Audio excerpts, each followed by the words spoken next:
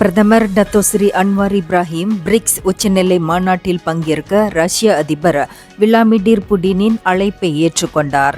இதன் வழி பிரிக்ஸில் உறுப்பினராகும் பாதையை அவர் திறந்திருக்கிறார்.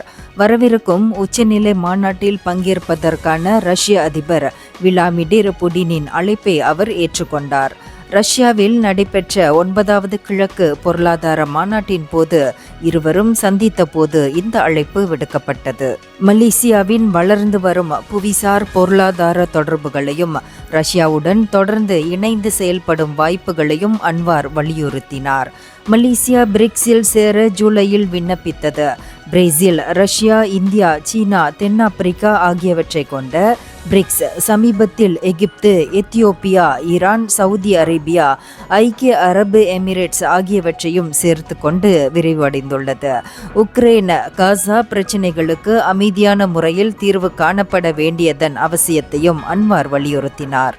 இந்தியர்களின் இதய குரல் மக்களோசை.